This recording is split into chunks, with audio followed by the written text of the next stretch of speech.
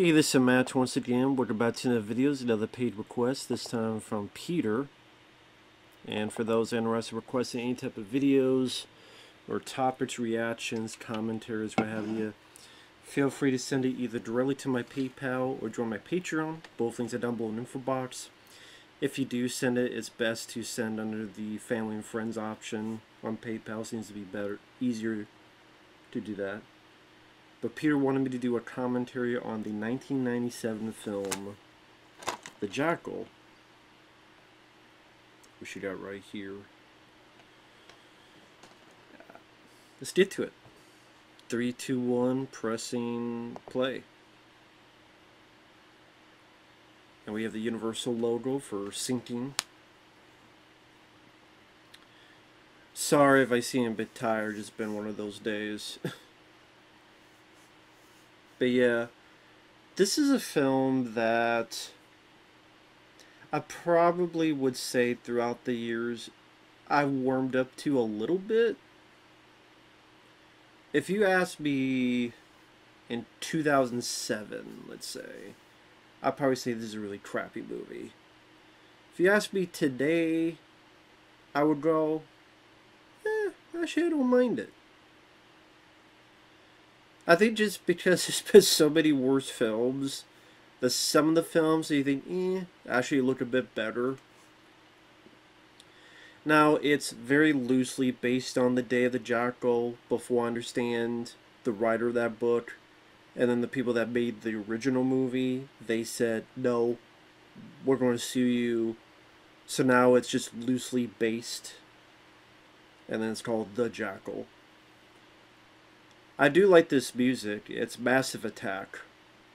I forget the name of the song, but it is from Massive Attack. That's the name of the band. Bruce Willis and Richard Gere. Two actors I do like. It's a good way to open up the movie. You have the old footage of the Russian army from the past, and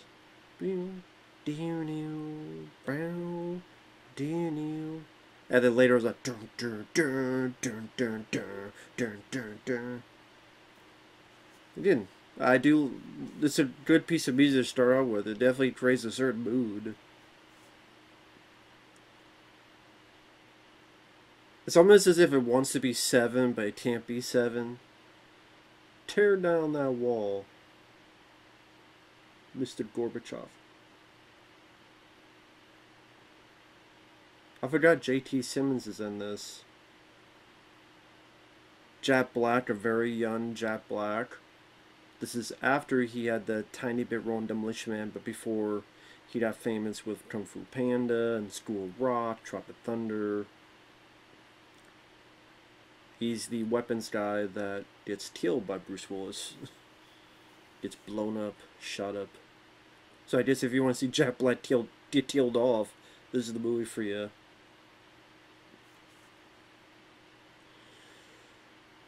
So this came out, like I said, 1997.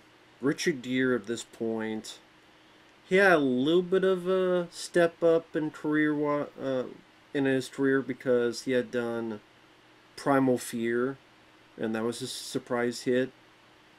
I think most people remember Edward Norton and the twist in that, but that's a pretty good movie, Primal Fear. Again, made a good chunk of change. And so, okay, maybe this guy now, see, based on the screenplay, Day of the Jackal.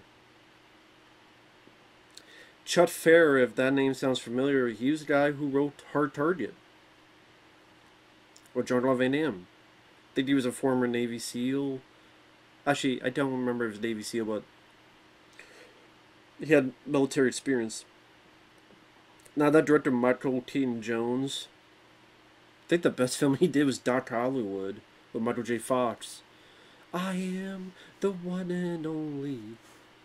Which the story they pretty much took and remade in that Pixar film Cars.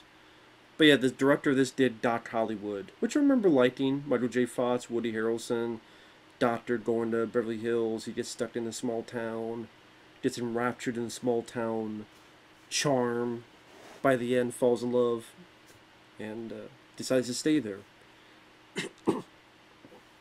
think this director also went on to do Basic Instinct 2, and this is a lot better than Basic Instinct 2.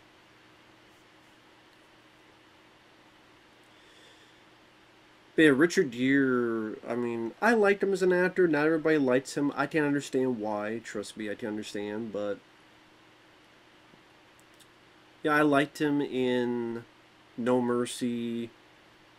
He gave a very good performance in, was it Internal Affairs? Most successful for him was Pretty Woman. My favorite of his is The Mothman Prophecies. That's a film that I wish would get re-released on Blu-ray. Surprise Stream Factors. Well, I mean, it's not many people remember or know the film, but it's a pretty good movie, The Mothman Prophecies. It's a good X-Files movie. It's just not called X-Files. But that's my favorite Richard Gere film. He also did one called The Flock with, I think Claire Danes was in it. That's a pretty good one. So there are Richard Gere films I like. I do like him as an actor, but I'm not sure about his political beliefs. I mean, you're for Hillary Clinton, really? I'm not. I'm not for either side, to be honest, though. So now, of course, we had seen Sidney Poitier. I think this was the final film he did. He would do documentaries and stuff afterward, but this is the final movie. Sidney Poitier, great actor. Guess Who's Coming Home to Dinner? They call me Mr. Tibbs. In the Heat of the Night, and the sequel, They Call Me Mr. Tibbs. Sidney Poitier is a great actor. That's why it was so surprising to see him in this movie, but at the same time, he probably knew of the original film and the novel. Two other films I like Sidney Poitier in: Sneakers with him and Robert Redford, and not just Sneakers, but Shoot to Kill with him and Tom Berenger, where he is, I forget if he's FBI, but he's on a manhunt searching for a killer, and he has to go into the woods to find a killer, and he doesn't know much about the woods, so Tom Berenger is going to help him. Tom Berenger also wants to come along because his wife is leading this group on a tour, and apparently within the tour one of them is the killer. I just have recognizable people. I think Clancy Brown is one of them. I can't remember who the cast was.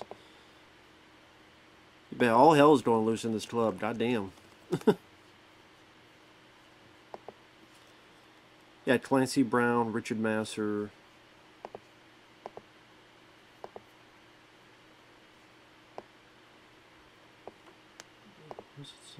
Yeah, Andrew Robinson.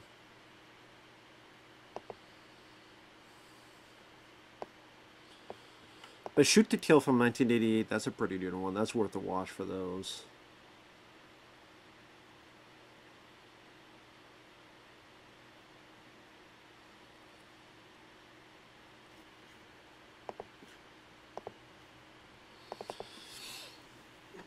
Just want to get my names right.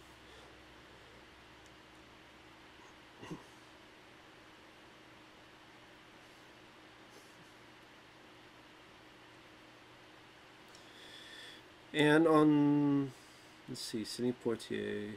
Yeah, Sneakers and Shoot to Kill. And then, of course, Bruce Willis being the lead here.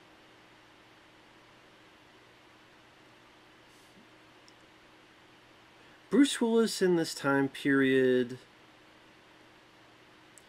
he had a little bit of resurgence because you had films like Pulp Fiction being a hit, Die Hard with a Vengeance, because Pulp Fiction was 94, Die Hard with a Vengeance was 95, and then a few years later you had The Sixth Sense, and that was a huge hit. Then you had The Whole Nine Yards, which was a good-sized comedy hit. And so he definitely had a string of successful movies. I'll never give a Russian a battle axe. Ooh. Right in the head. And then you're dead. That's Vidanya. Of course, now it's okay to have Russians as the bad guys again because of what's going on in the world today. But it's like Russians were usually the bad guys, then that seemed like old hat. Now they're the bad guys again. But if anyone's who's Russian watching this, I don't think you're a bad guy. Now your government, there may be things going on that you are not supporting. But hey, there's a lot of people who they live in a country. It doesn't mean they support everything the country does. So that's what I mean about that.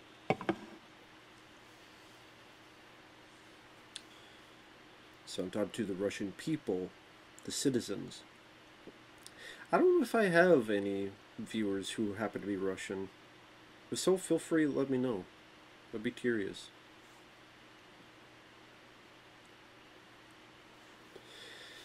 So since we have the first scene here with Bruce Willis, talk a bit about him.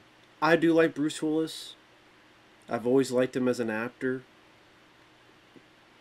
Going back to, I enjoyed the film he did called Blind Date. That's a fun movie. I still remember the bit where he makes John Larroquette dance. I hate this shit! He starts shooting at the guy's feet. Moonwalk! I hate this shit! It's a pretty entertaining film. Early role. This is before he did Die Hard. He was successful at the time for the TV show Moonlighting, with him and Sybil Shepherd. Which honestly I haven't seen much of Moonlighting, and apparently it's not the easiest to get good physical releases. Because it'd be nice to get like season 1 and check out a DVD, but apparently it's fairly hard to do. Now, of course, he found success with Die Hard, which is his best film. Die Hard is one of the best action films of all time. And then that's when his popularity just skyrocketed. So then you had Die Hard 2 in 1990. You had The Last Boy Scout in, 91? I love The Last Boy Scout.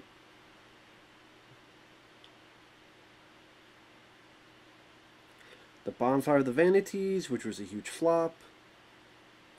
Hudson Hawk, which I do like, but a lot of people did not like, and it was considered a big ego trip, and that was considered an embarrassing disappointment and dud and bomb. That I like the film for how weird it is, but a lot of people did not like Hudson Hawk. At least throughout the 90s, I mean, you had Pulp Fiction, you had 12 Monkeys, you had, they said Die with a Vengeance was 95. In 97, you had this movie and The Fifth Element, and I love The Fifth Element. Now, The Fifth Element did a lot better than this worldwide, because both of these films did not make that much money in the U.S. Like, this film only made like 54 million, about 54 million in the U.S. But, and The Fifth Element, I think might have made a bit more than that. But what helped The Fifth Element was overseas, it made a lot of money overseas. This, I think it made like 60 million overseas, so it made, well, no, it probably made more than that. Because I think it made 160 million worldwide. But it had a $60 million budget. And yeah, I think that out of that 60 million, how much did they put also into marketing? How much did they put into advertising? And then also when you make money at the theater, studio doesn't get all that money. A theaters get a cut. They get a percentage. That's why usually they say in the US you hope to make double to at least break even. That way, just half goes to studio, half goes to theaters. But I don't know if that's the percentage. It might be 70-30. I don't know the statistics. But this was looked at as a box office bomb. Whether it made money on DVD, VHS, because I think this was on VHS, I don't know. But I'm just saying the perception is this is a box office bomb. The year before this, he was in Last Man Standing, which I love. I love Last Man Standing. I think that's a underrated one. Directed by Walter Hill, who did 48 Hours and The Warriors. Love Last Man Standing. In 1998, like soon after, he did Mercury Rising. I like Mercury Rising. That was also a film that didn't do well at the box office, but I think that's an underrated one.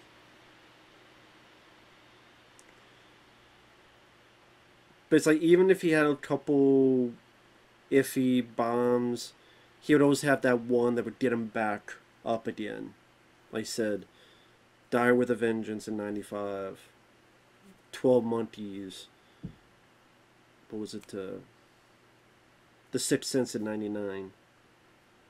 So.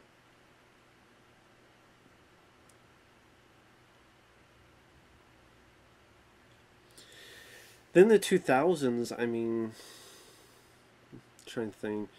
He did some films that are pretty interesting, pretty good. Hostage, I think it's a fairly underrated one. I do quite like Hostage. Lucky Number 7 was without really released to much mainstream coverage, but him and Josh Hartnett, Morgan Freeman, I actually thought that's a pretty good one.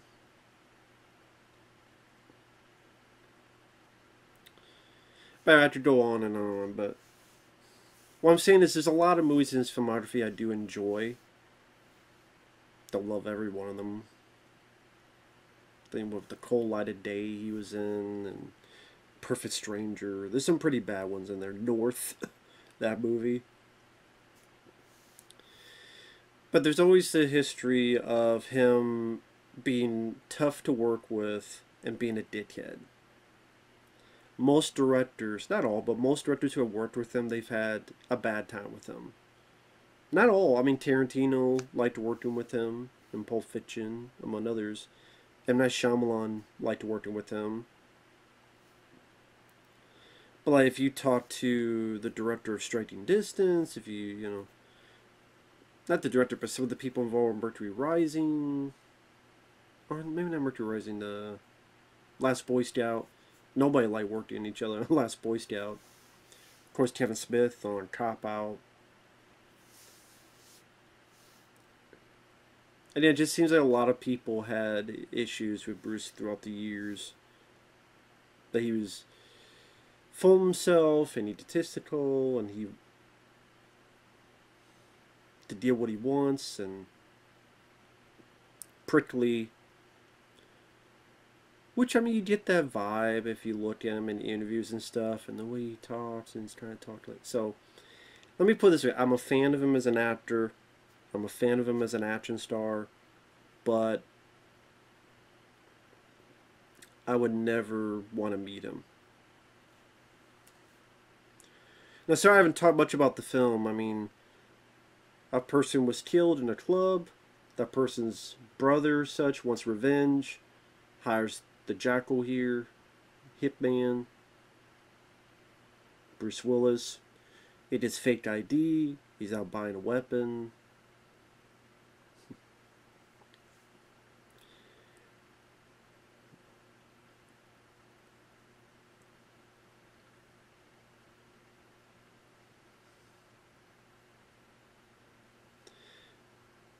And it's kind of your almost typical film. I mean, for the first, 18 minutes here. Kind of stuff you've seen before. There's nothing that unique so far in terms of the story. But it does have a good cast. I mean, you got, again, of the Americans in this boardroom, you got Sidney Poitier, you got J.K. Simmons, who of course would be J. Jonah Jameson and a lot of Spider-Man movies. And of course, plenty of other stuff this guy's done.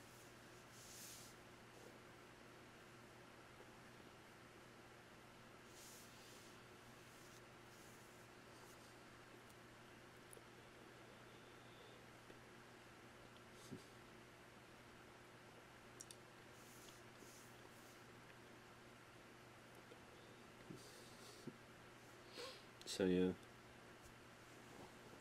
As it says on the back of this DVD, sorry, a ruthless assassin has been hired to eliminate someone at the very top of the U.S. government. Constantly changing his identity and location, he is known only as the Jackal. Everything about this hitman, including his sinister timetable, is a secret. Aware of the Jackal's presence but uncertain of his purpose, the FBI's deputy director faces the biggest challenge of his career. In order to track down this cold-blooded killer, he and a by-the-book Russian intelligence officer, Diane Venora, enlist the aid of an imprisoned Irish terrorist played by Richard Gere. These unlikely allies enter a global race against the clock to stop the mysterious mercenary before he can complete his deadly assignment. Now, I know in the original Day of the Jackal, there was no Irish terrorist. There was none of that in it. One thing I always had a problem with the film, though, like I said, I like the film as is, because I like the cast.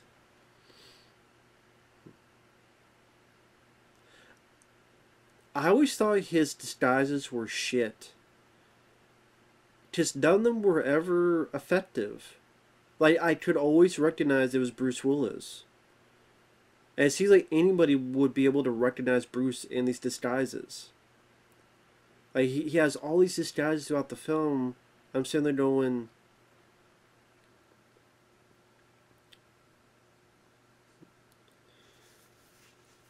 they're all just, as I said, also, he's so recognizable that he can't blend in with any of these disguises.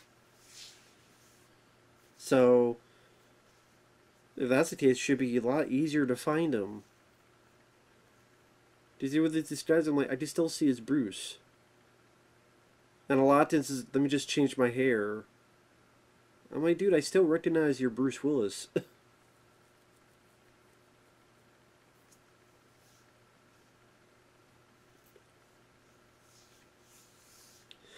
I know supposedly that Richard Gere and Bruce Willis hated each other working on the film. Something I read that because they had such different political beliefs, and because they had such different political beliefs, they didn't want to work with each other. Although, really, I mean, they're kind of their own separate camps for most of the film anyway. Because you got Bruce Willis and him doing his thing, getting his car, getting his gun, testing the gun, doing all this. And then Richard Gere's don't have a lot of scenes with Sidney Poitier when he comes into play here. But apparently even when they're supposed to be in the same frame, or you don't really see them much in the same frame. Even when they're chasing each other, it's like they don't want to be near each other. It's like, guys, get over your egos. Just make the fucking movie. Fuck the politics. All politics suck. Both sides suck. There you go. Both sides suck. Both sides do criminal things. Both sides fuck over the people. Both sides have their dirty, dark secrets. Fuck all the politics.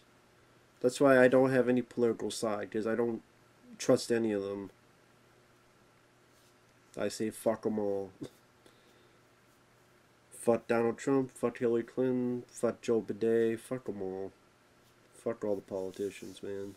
They're all full of shit.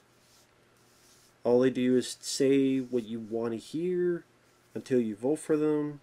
Then they get in office, make a lot of money, and then do whatever the fuck they want to serve their purpose. And then they talk to a committee of 8, 10, 15, 30, 50, whatever. And it's their fault if anything goes wrong.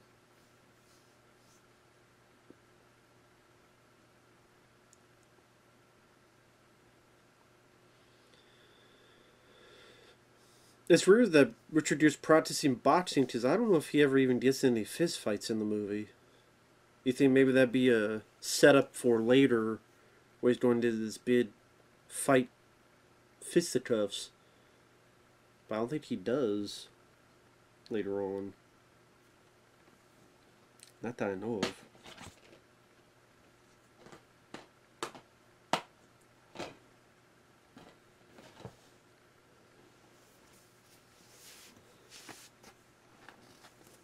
Now, I know a lot of people did not like Richard Gere's accent.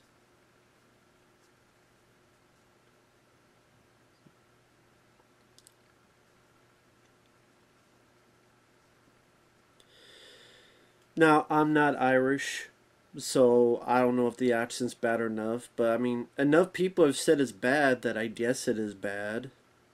It's just, to be perfectly honest, I don't know anybody personally who's Irish.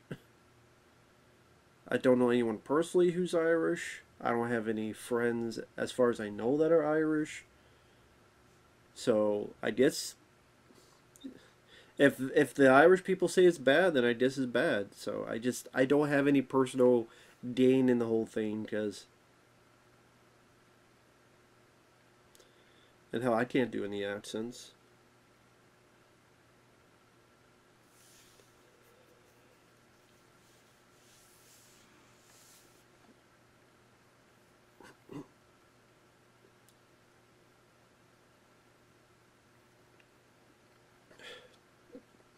Top of the morning to you, laddie.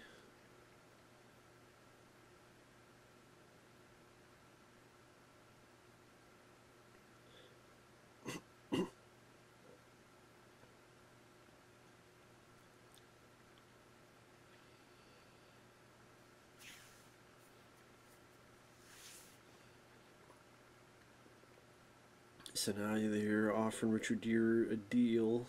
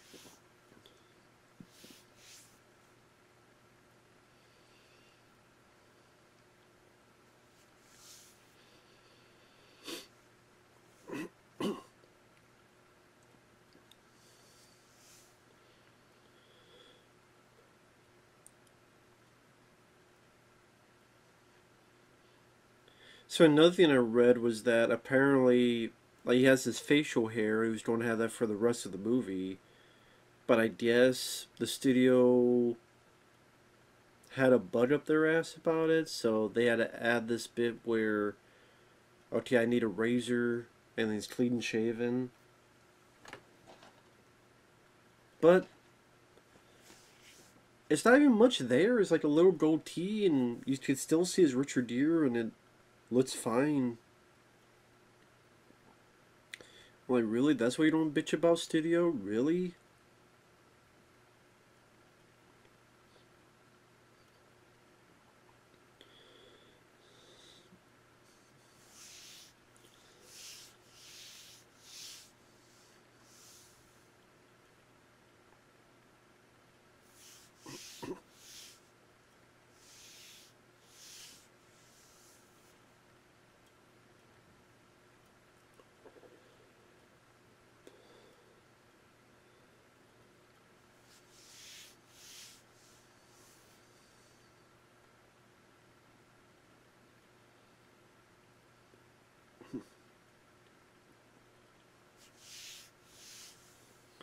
So that's that razor thing that Disney, I guess the studio had a bug up their ass. They want him clean shaven.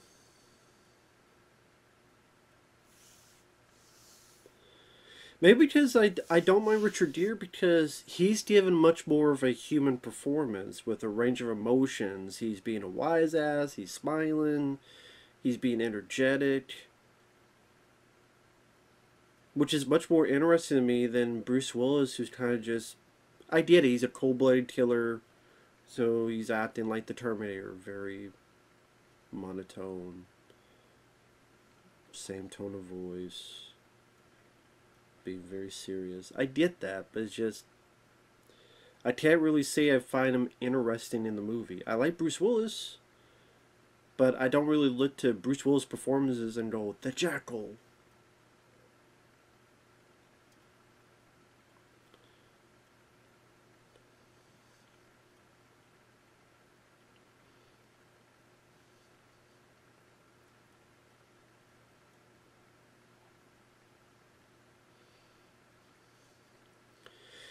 It's funny if so many people thought that his accent was bad that you think a lot of people on the set would be mentioning it to him, talking about it, saying it.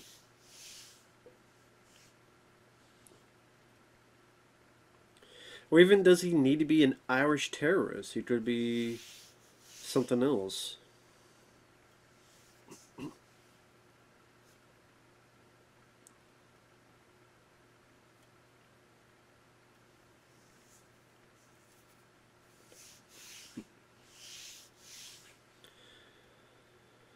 So you have, yeah, very early Jack Black here.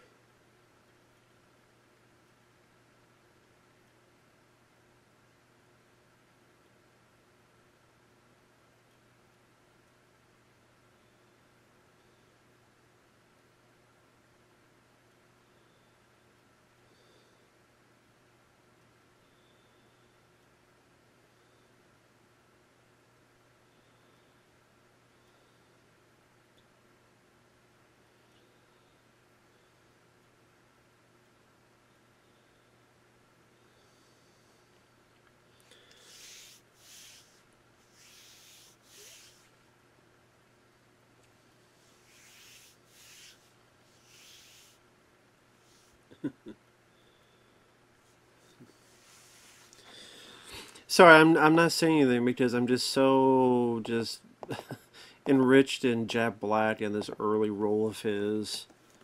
I know he's talked about this movie since it was such an early role for him.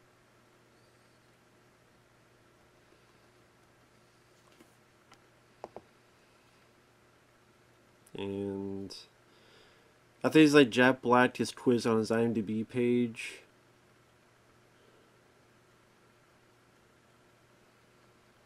Trying to see.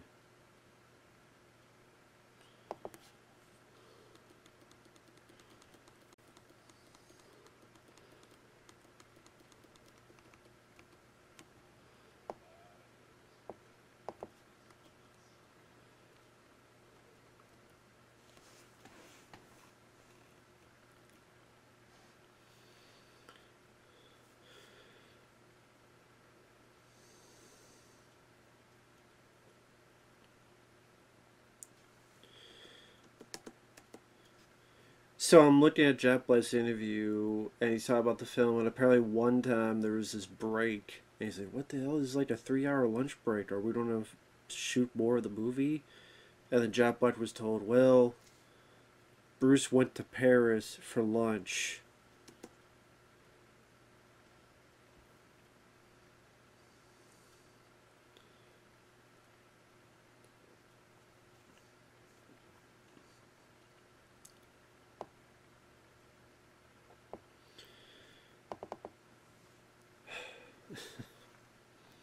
That sounds like Bruce Willis. That definitely sounds like Bruce Willis. That's the thing, is that he got to this point in his life, his career, that he felt he could do anything he wanted, that anything he said yes to, make it snappy.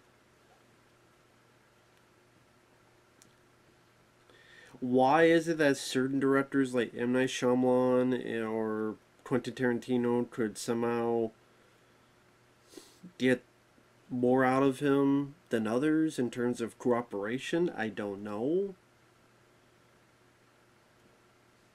I guess because maybe Bruce saw something in them where he just respected them more. Maybe that's the thing. Maybe if he looks at, maybe it's one of those things, he like takes a look at you for like 5 minutes, And then in his mind goes, either I'm going to respect this guy or I'm going to walk over him.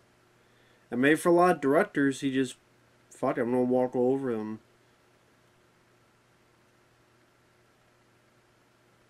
Except maybe, I don't know, like Walter Hill is a guy that's not going to take any shit. Quentin Tarantino is just so smart in filmmaking. And Night Shyamalan, I don't know, maybe just the script, I don't know. Maybe just Bruce Willis was impressed by it.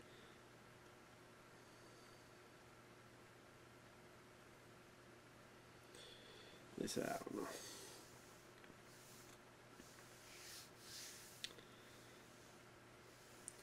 But that's what I mean, like, this is one of those movies that I would settle in the it's okay territory. There's a reason why back today I wasn't really big on it, because the pacing's a bit of a slog. I mean, this movie is over 2 hours long. It's, what? Yeah, it's over 2 hours. I don't know if it needed to be that long. I mean, there's not a whole lot of excitement, as in mesmerizing action sequences or hard-hitting dialogue.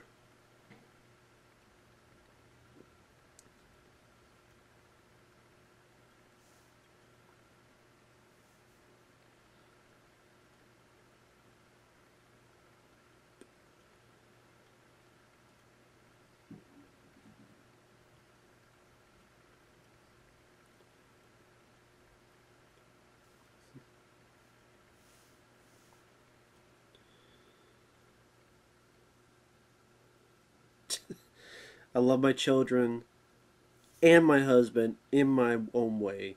Must be lucky to be that guy. You're the husband, but you're not number one in her heart in terms of guys.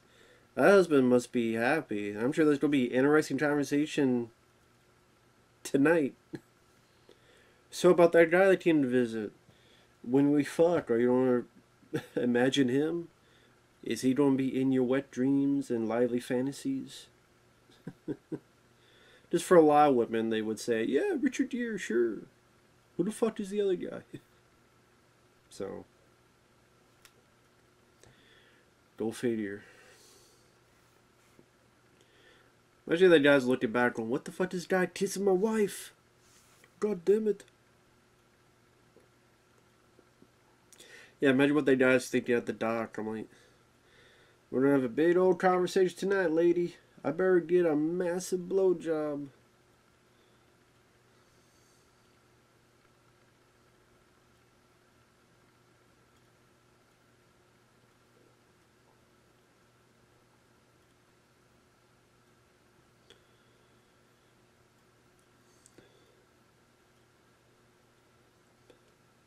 I do like this girl who plays the Russian. I don't know what else she's done. Diane Venora. Guess I could look that up real quick. What has she done?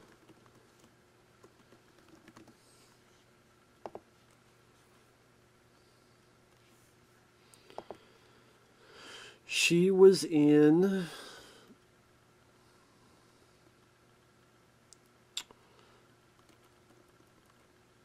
stage. Oh, she was in Wolf in Back to the Day. She was in FX. Who was she in FX?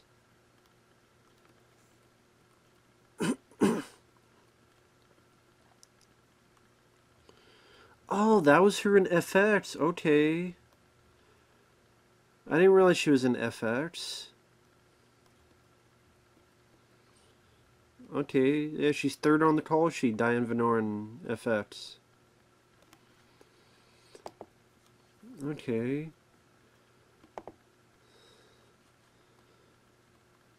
Oh, okay, she was in The Substitute. She was the school teacher that got beat up, and then her hubby, Tom Berenger, came in to kick some ass. That's who she was. God, I didn't recognize her. And she was in Heat.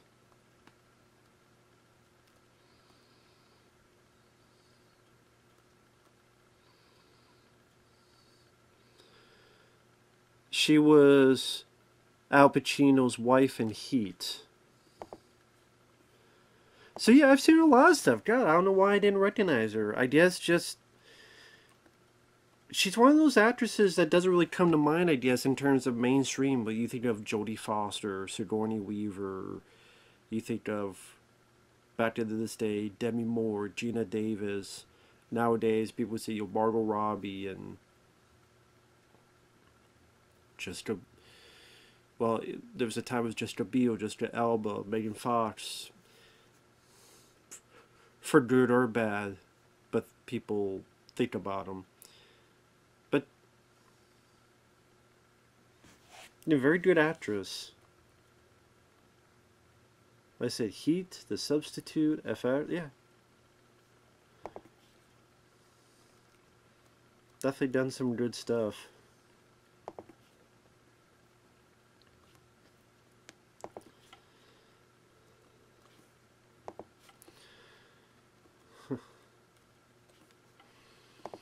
So that's about his disguises. He keeps having all these disguises, but none of them are fool-worthy. It's like, is that the only reason Bruce Willis took this job? Is I get to be in as many different disguises as I can?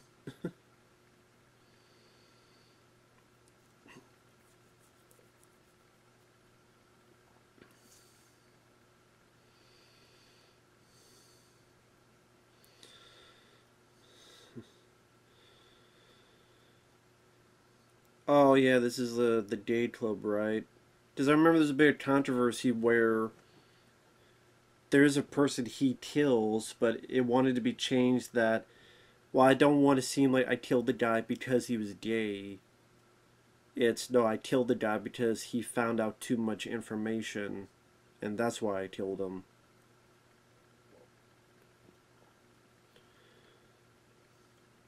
Which I can understand. I can understand that you don't want to have, again, the connotation. Well, but at the same time, he's an evil hitman that kills people for money. Are we really going to have to care if the evil hitman is homophobic or not? So actually, now I think about it, it's like, so what? He's a bad guy. He's a fucking bad guy. Bad guys can be homophobic, bad guys can be racist, bad guys can be sexist, because they're bad guys. Shit.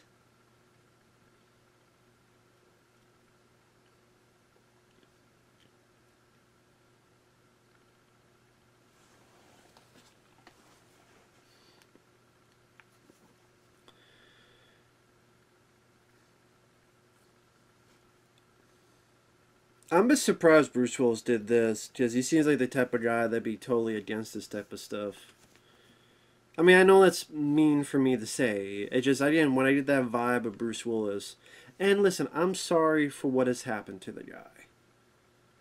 I'm sorry that his brain has become sadly kind of mush in a way, where the reason he did all those movies in a row was seemingly as a retirement fund. I know I don't have many movies left in me. I don't know when he was first diagnosed, when he was first known to have this affliction. But when you look at his stuff, like I said, there's a reason why he did so many of those damn movies at the end of his career. But sadly, I think nowadays, because we know what happened to him, we kind of know why that's the case.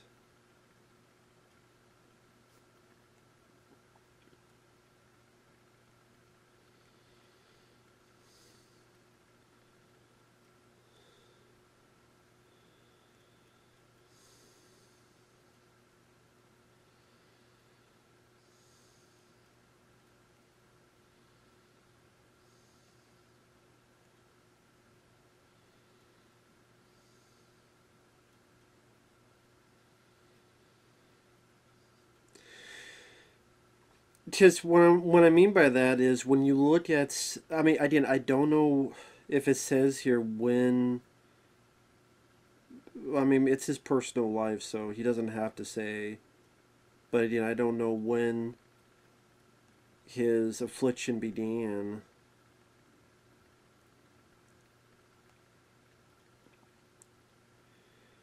I'm seeing if it showcases here.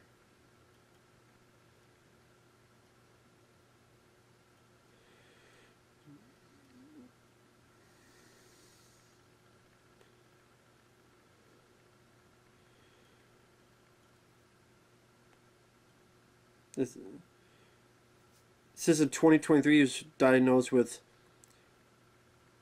frontotemporal dementia. In March 2022, he was retired from suffering from aphasia. But again, they might have known earlier and they just didn't want to say anything. They're like, let's not say anything until we make these movies and get this kind of retirement fund.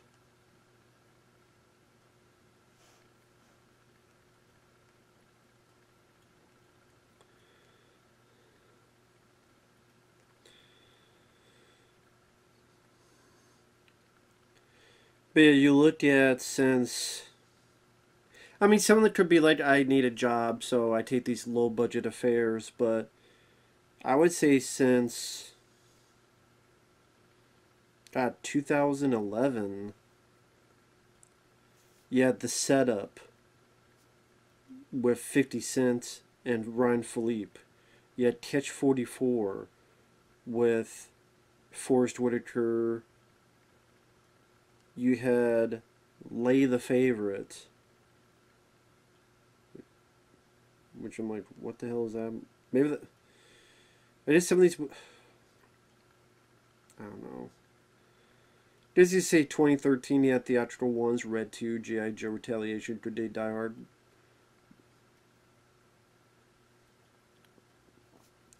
Maybe 20. I mean, he did direct a video. I would say maybe 2015 is when things really started on that trajectory.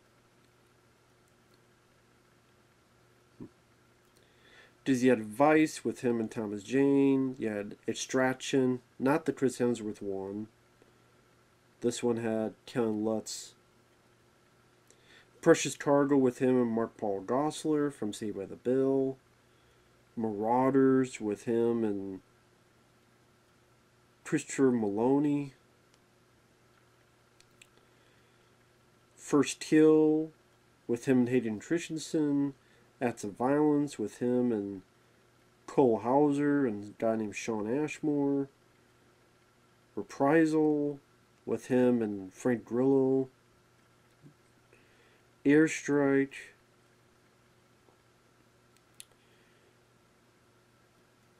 "10 Minutes Gone" with him and Michael Chiklis. Trauma Center with him and a girl named Nikki Whalen. Survive the Night, Hard Kill, Breach, Cosmic Sin, Out of Death. Midnight in the Switchgrass. Survive the Game. Apex. Deadlock. Fortress. With people like Patrick Muldoon or Jesse Metcalfe or Neil McDonough or Chad Michael Murray. American Siege with Timothy V. Murphy. Jocelyn Alley with Devon Sawa. A Day to Die with Kevin Dillon. Ron Place. Wire Room. Detective Night Road, Detective Night Redemption, Detective Night Independence. Paradise Sea with John Travolta, Assassin.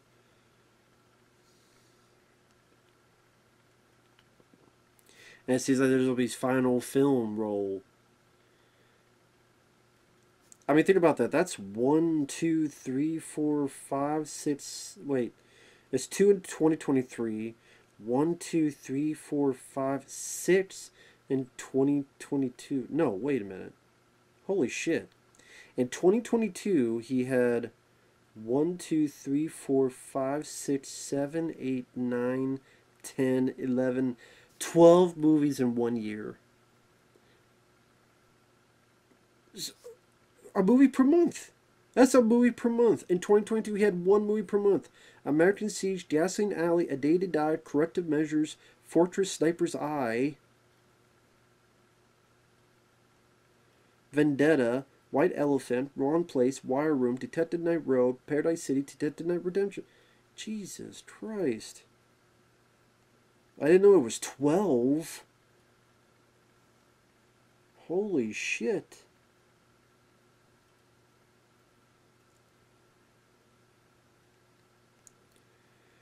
Oh my god, man.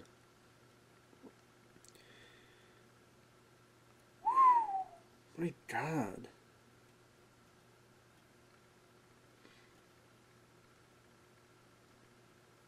The last Bruce Willis film I saw that I liked was Death Wish, the remake.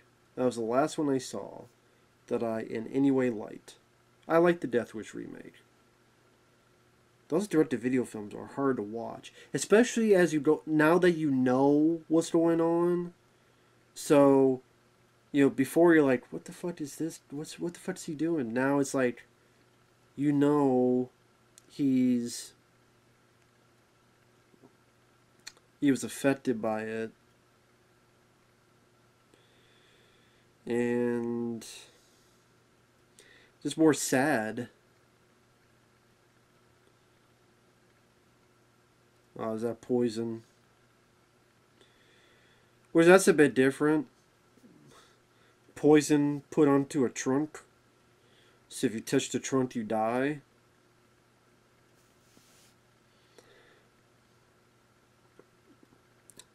That's definitely a bit different, unique.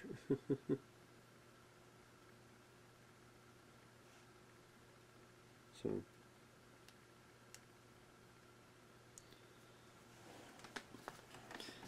But yeah, I'm sorry it's not more of a lively commentary, but that's kind of what the film is. It's kind of just, it's all preparation. Bruce Willis preparing, and these guys slowly on the chase.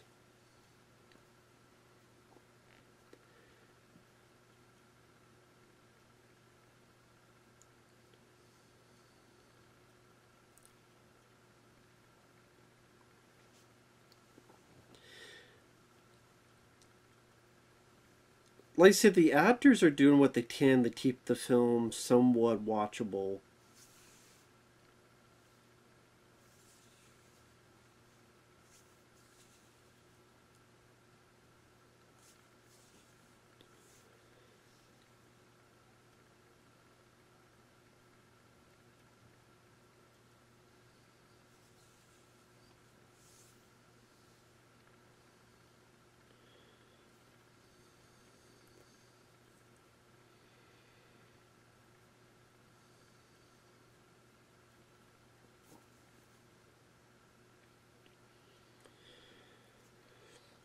Like I said, sadly, the scenes with Richard Gere are more interesting because you got Sidney Poitier to play off of, and again, Richard Gere has more room to give a bit more of a, like I said, performance.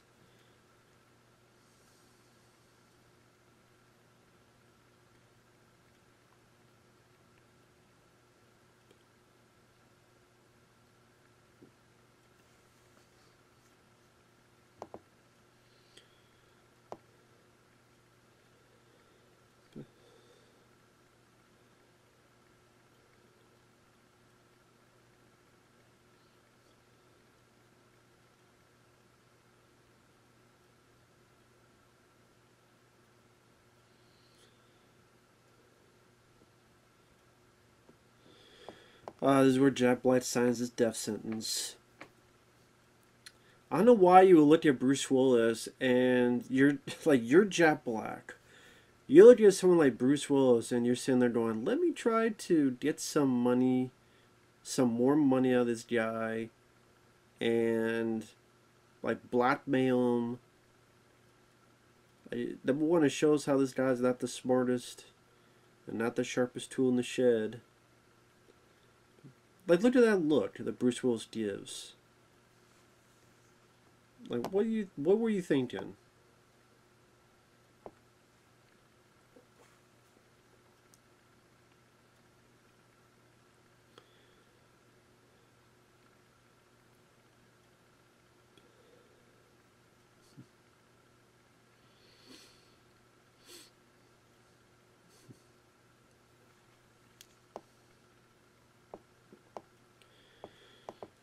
Is this where, yeah, this is where Jack Black meets his fate. This place here. I mean, I don't mean this in a joking fashion. I would say this is probably the most memorable part of the movie.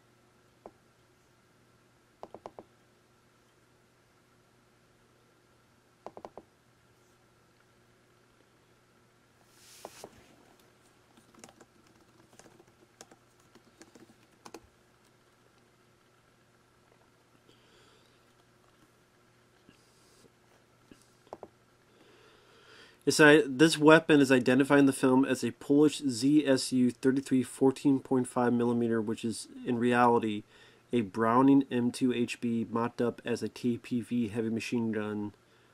Both guns have a cycled rate of 600 rounds per minute, but the Polish gun is said to have 1,400 rounds per minute.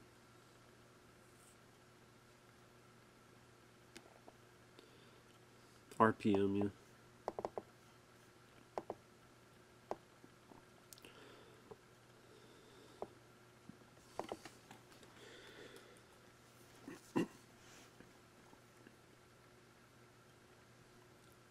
I remember like thinking like this seems like such a weird weapon to have for what he needs to do, because he needs to kill one person, but he has this massive fucking gun that needs a big fucking vehicle to put it in, and then you have to do it with the radio, like all this stuff here to control it.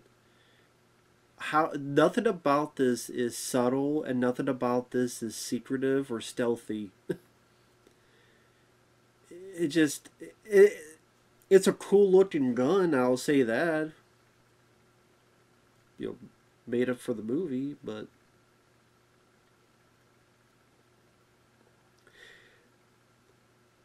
it seems like nowadays, unless it's a sci-fi film or very much into the future, they don't really make up guns, because nowadays people are so within 5 minutes they can look up and see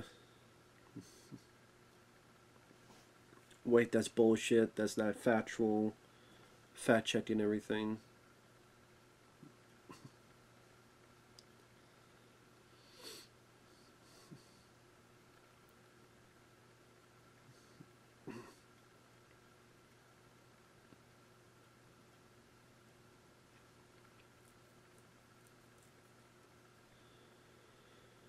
So the calibration is off, just not hitting its target, and then you try to blackmail me for money.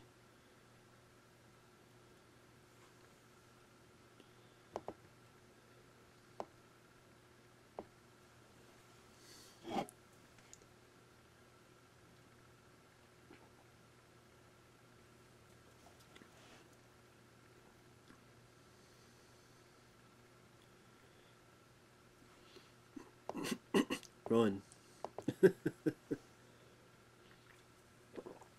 I think at this point the audience knows what's going to happen to this guy. I mean, they purposely made him scummy, dirty,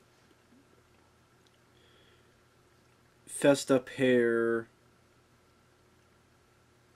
greedy, only cares about the money.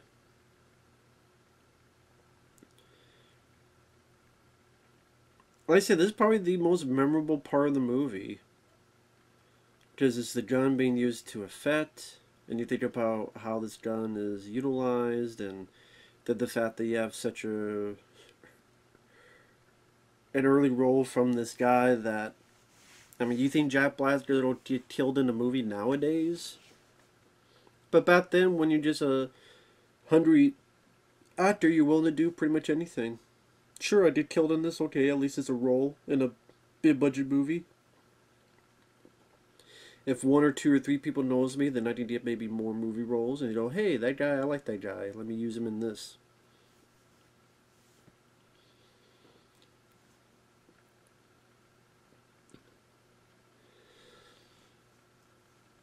Oh yeah, doesn't it blow his arm off? It's another memorable part of it. Yeah, the calibration's off, so... You see, he is actually trying to hit the theme, but... Yeah, they blows his arm off.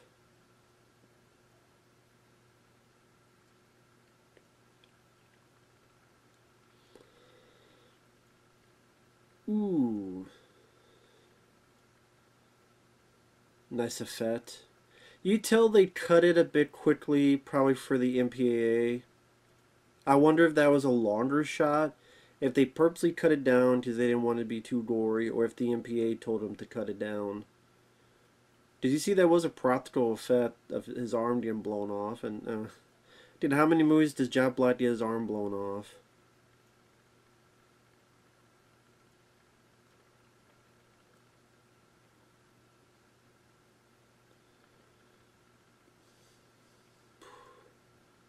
Ooh.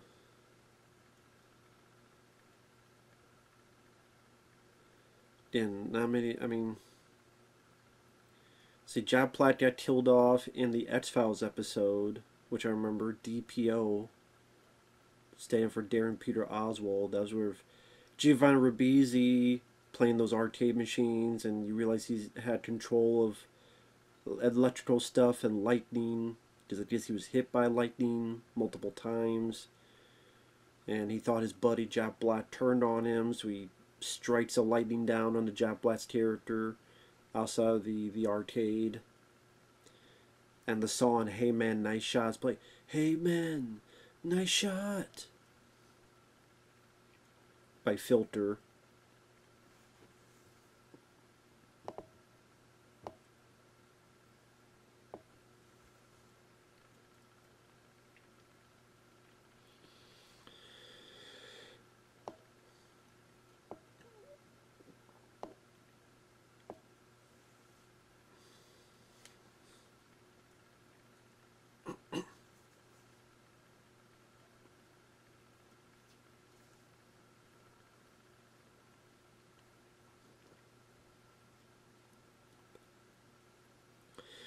So wow, they quickly found Jack Black's body and found his shop.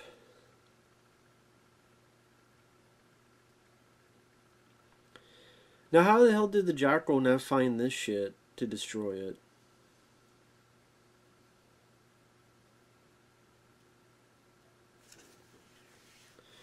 I mean, if the Jackal's not prone to mistakes, how the hell did this not get destroyed and not this not get found?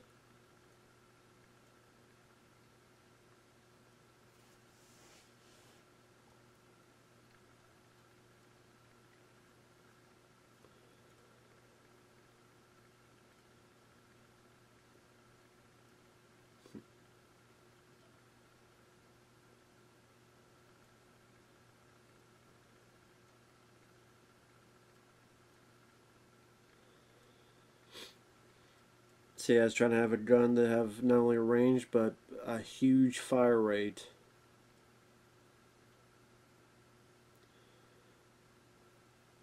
Which, that's the thing, if he had just a simple sniper rifle, he probably would have been successful at his hit. But the fact he had to take all this time and all this energy into Jack Black's his dealing with his character and having this big massive gun and have to carry in this big fucking van. Having to move all this heavy shit around. Seems like there's much more of a detriment than anything. Like this big fucking gun he's got to put in this fucking part of the boat. It just seems a lot of work for something that didn't pan out. It's like, it's a big movie with Bruce Willis. We need big fucking guns. Sound like Durkin from Split Second. We mean big fucking guns. I'm like, a sniper rifle probably would have worked a lot better and would have been a lot easier to hide.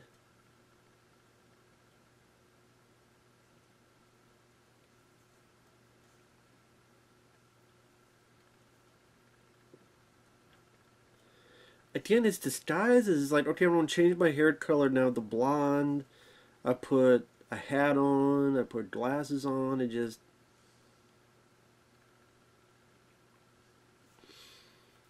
It just seems like this guy would have been a lot easier to catch than it seems to be reported by our lead characters. Let's say it's like an hour and 5 minutes, and what has really happened so far? Richard Gere got out of the jail, and what has he really done for the case other than kind of just hanging out? He met his girl, said goodbye to her.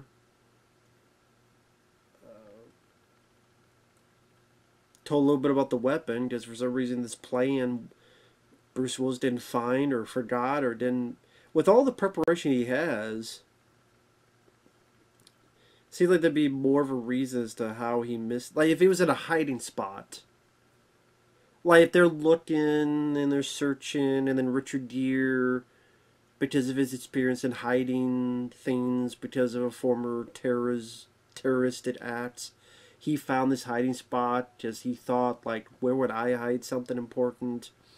So it was because of him they found this, and Bruce Willis didn't find it because it was hidden. Like, they were just right out in the open. And then Bruce Willis killing the Jack Black.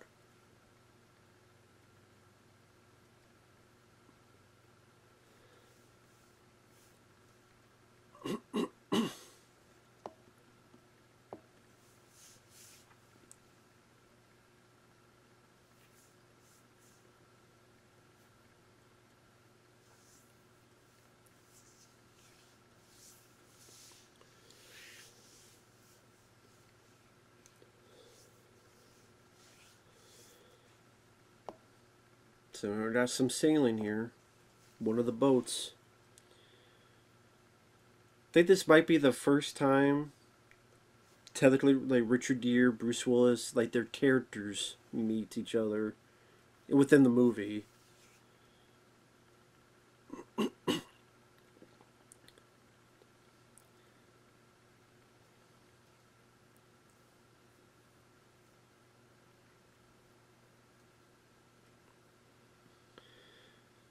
But again, he has these disguises on, and technically no one knows what he looks like anyway, so I guess at this point it doesn't matter, because no one knows what he looks like. No one has his picture, no one has his face picture, so a little bit of rainbow there.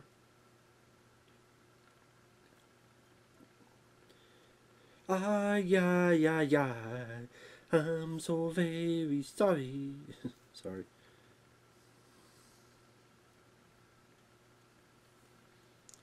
Also, like, because we don't know who he is, like, what he looks like,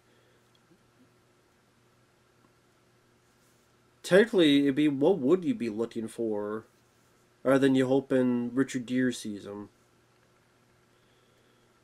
But unless you bring Richard Gere along with you into every step of the way...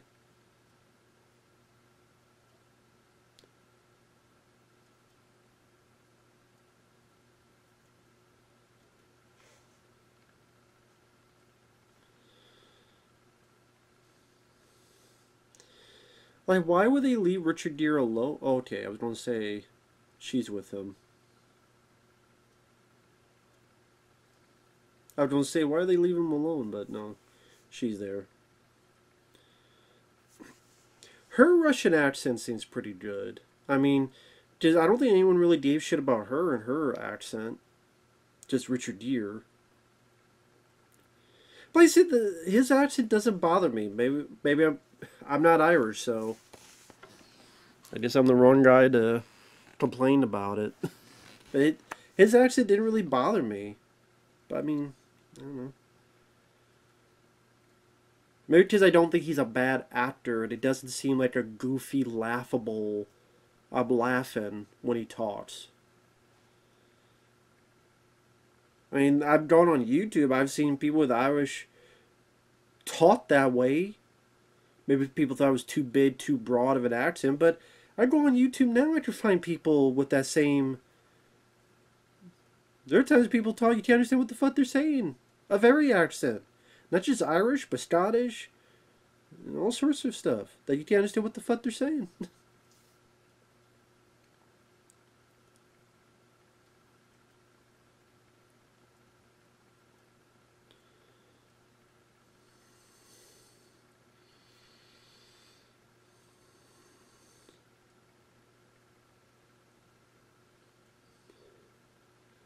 Because what, he knows a car? He heard firecrackers and he knows, what, a car in the distance? Or maybe just it sobered him and now he's going, listen, I gotta take this a bit more serious.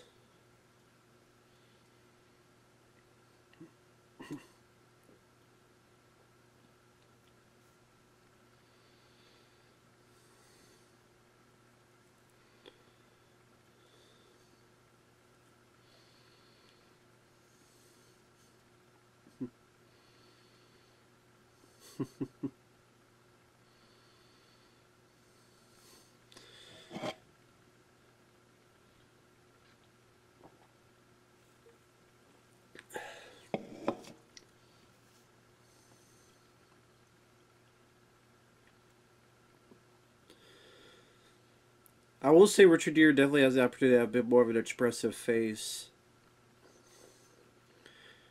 I do like Bruce Willis' smirk there. I do like this moment. Maybe people view the music to be a bit too melodramatic, but I like this moment. Bruce Willis just teasing him.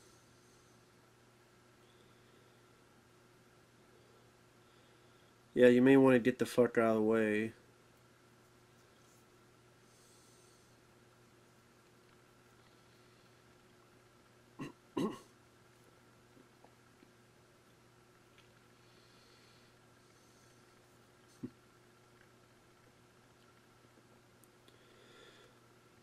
Damn, Bruce Willis more gunner to shoot the guy without a gun instead of the woman with a gun. This makes sense because he's the one that would recognize him more.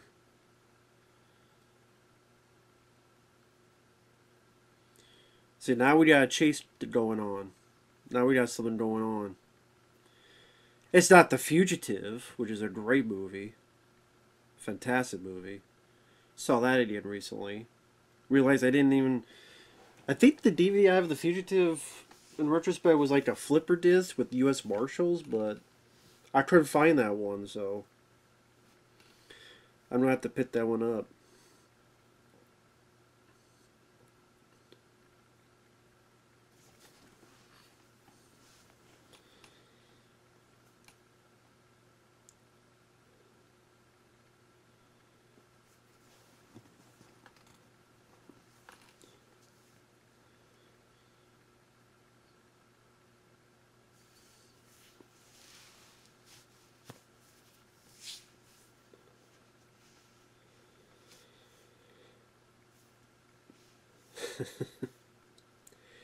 Each time I see Sidney Poitier, just such a great stature of an actor.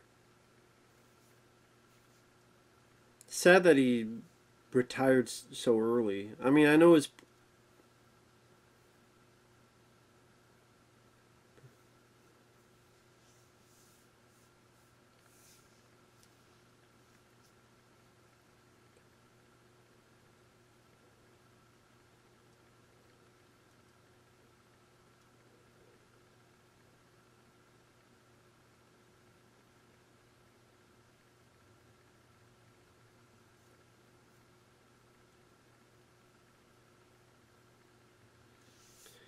So that's a little bit of the backstory, is that Bruce had shot his girl and the girl survived, but their baby had died, so bit of a personal beef as well.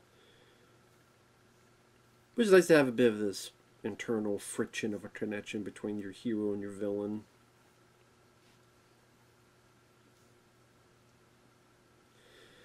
I say it's hard to put into words. Again, I know it's not the most exciting commentary. It just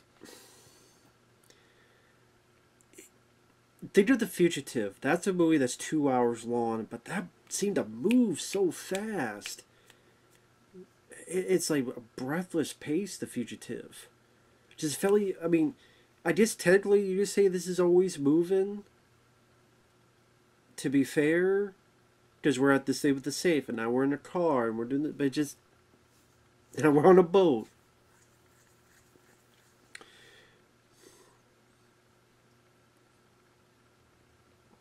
Maybe just Sally.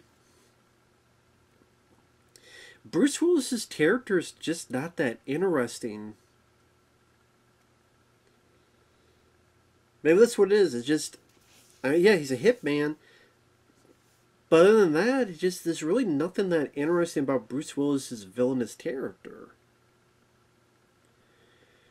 While The Fugitive, you have Harrison Ford, and you feel bad for him because the one-armed man, and him trying to, he's been scared, he's been frightened, he's trying to survive, trying to live, trying to figure out what to do next, figure out this mystery of what happened to his wife.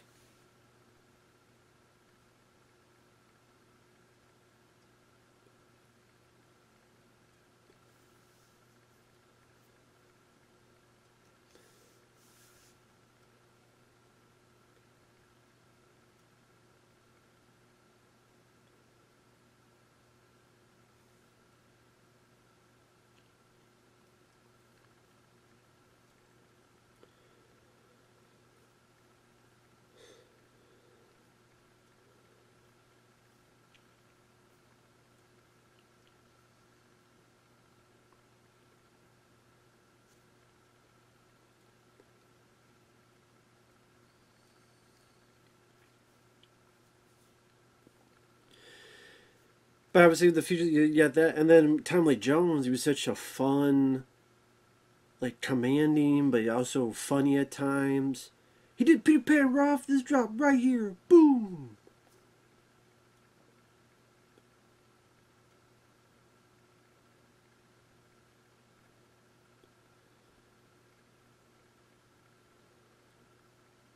Diplomatic immunity? Maybe just been revoked, motherfucker.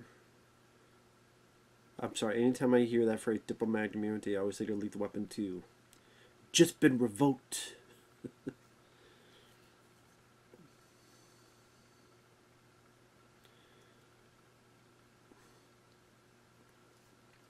Maybe also because we have kind of this vague thing of we have this hit going on.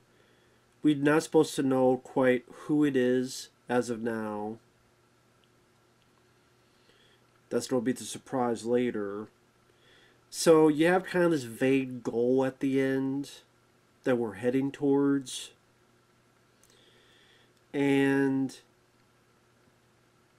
it's not this kind of cat and mouse where, okay, I keep going back to The Fugitive because that came out a few years before, and that's another chase movie. But that's one that was much more successful in terms of box office, got Best Picture nomination, and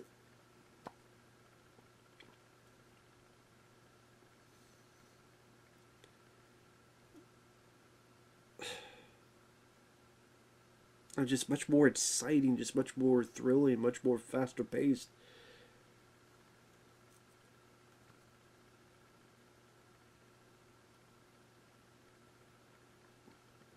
I don't know how else to word it. Just it seems like Harrison Ford's character, there's like nowhere else to turn. He's just going by the skin of his teeth. And even though like him and Tommy Jones only technically meet 3 or 4 times throughout the film, they seem spaced enough to be like, oh shit, here we go.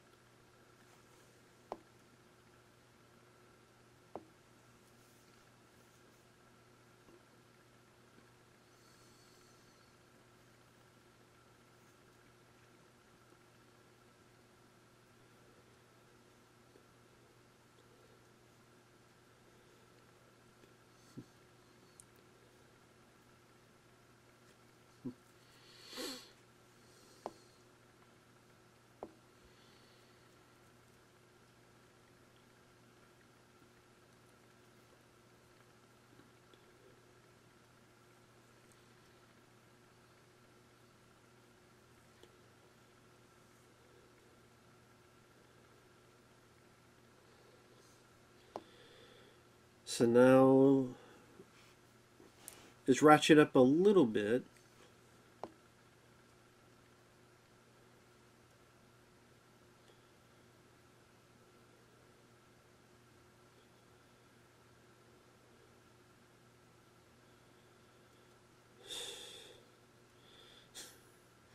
So I'm laughing. Sidney Poitier, I mean,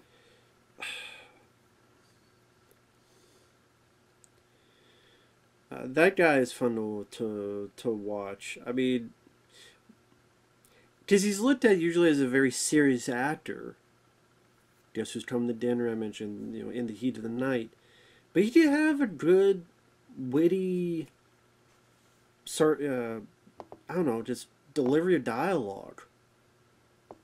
Like the back and forth he has with Tom Berenger in Shoot to Kill, or some of the ways he says lines and with Robert Redford and the whole team of sneakers. Even that, I mean, it's not meant to be funny, but at the same time, it's like you understand his frustration. Oh, you asshole! You're in line with the guy. You perfectly understand his frustration. So you're not laughing because you think it's funny, or you're not laughing because it's a joke. You're laughing because you can relate and you sympathize. Sympathy laugh.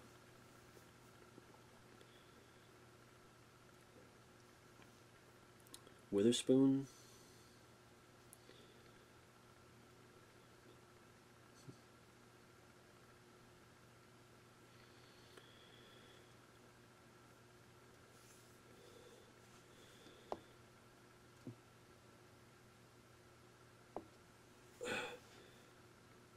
So is J.K. Simmons going to get killed?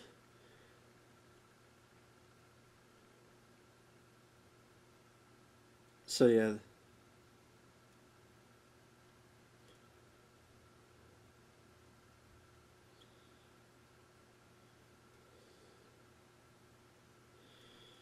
There you go.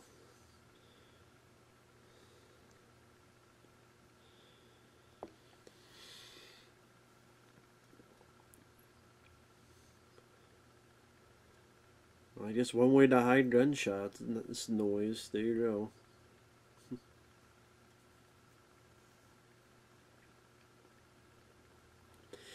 Now this song is called Red Tape.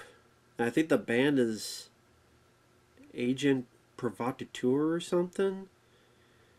Now, if this song sounds familiar to someone, it was used in the trailer for the film Underworld.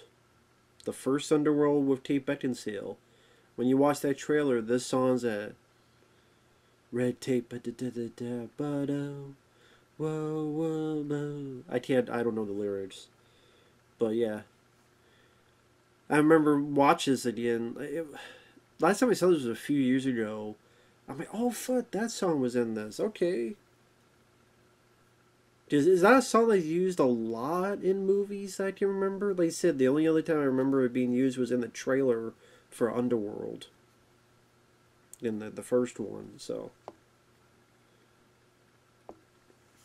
Yeah, I think J.K. Simmons about ready to get killed, but before he heads out into cinema heaven, his character, I should say, another good film he was in was Whiplash. They got a lot of accolades, and he was very intense. Gave a very intense performance in Whiplash. So, if you're a J.K. Simmons fan, more than likely you've already seen Whiplash, but if not, you definitely should. Ooh, right in the head. Headshot.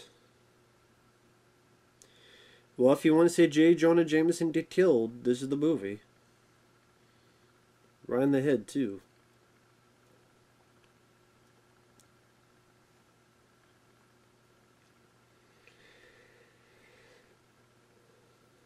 Don't waste all your bullets, lady. Do not waste all your bullets.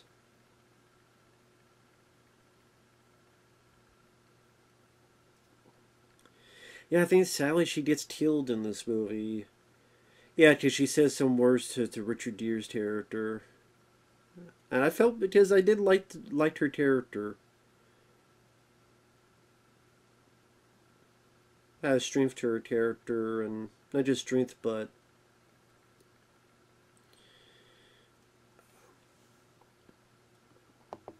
tenacity, courage.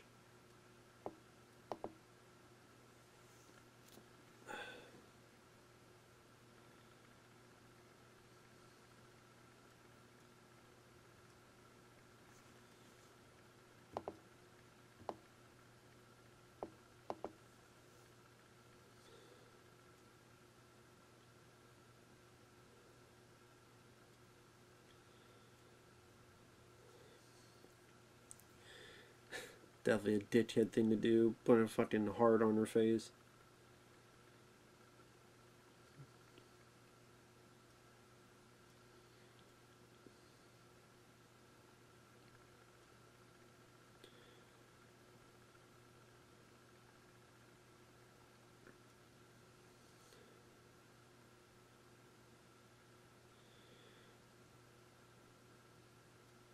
Probably the first moment of acting from Bruce Willis that I definitely commend in the movie. Does that mean the rest of it? I understand. He's just playing a cold-blooded killer. And a lot of Bruce Willis films, it has that kind of tone of his voice, to be fair. And a lot of Bruce Willis movies I could deal with because it's, does the dialogue utilize or the action or humor or so forth. Well, here it's just not call for that. Which I understand, so that's why I'm not going to knock it that much. And I guarantee this film is better than any of those fucking direct-to-video films I mentioned, especially that one that was 12 in 1 year. Because at least it does help when a film looks like it belongs on a theatrical screen in terms of the way it's lit and the camera's used. I'm not saying this is like a beautiful looking movie. It looks like a theatrical film. I don't know how else to word it, but sometimes that is refreshing to see when there's so many streaming films that look like streaming films. I don't know how else to word it. I mean, just what cameras are used and the way it's lit and stuff. Just not something you really noticed back then, but nowadays you appreciate a bit more. If that makes sense.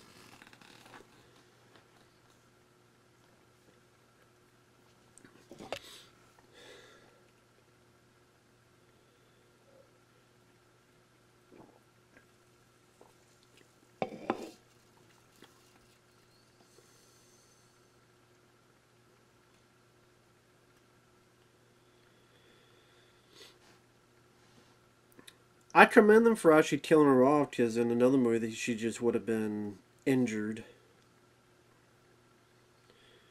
Or just would have been hurt.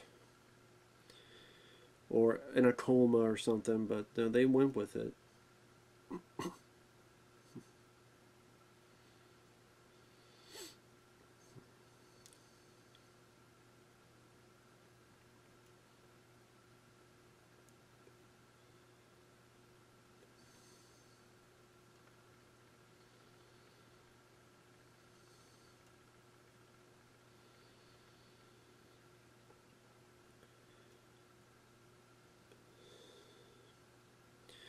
But there's the hero's commitment.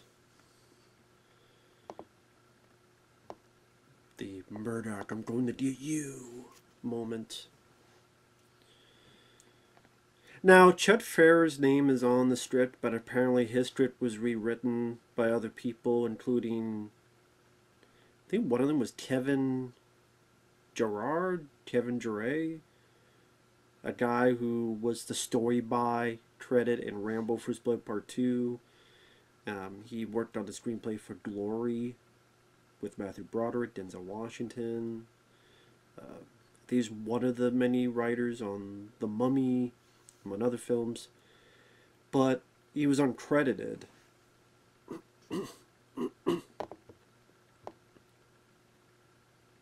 And plus, I mean, with these type of movies, who knows how much the script changed because of the actors.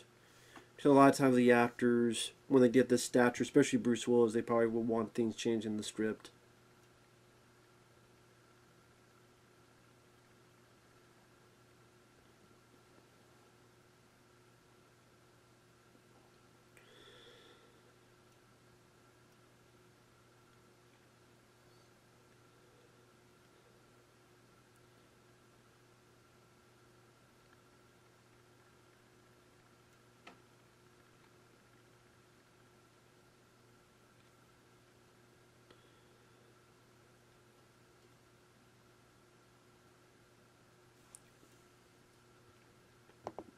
And of course, that's why he was in the gay bar earlier, because he found out this guy where he lived and where he works at.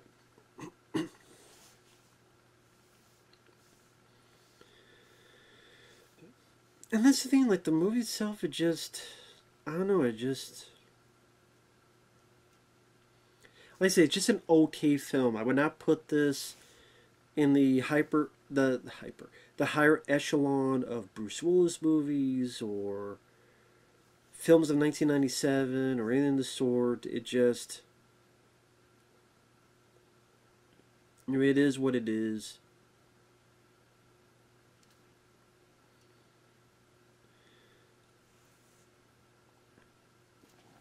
Now, of course, now that he has the place, this is what he wanted. I think this is where he kills the guy while he's eating. Much more of a different vibe than during the date. Because he got what he wanted. He needed a place, and he got your place. So there you go.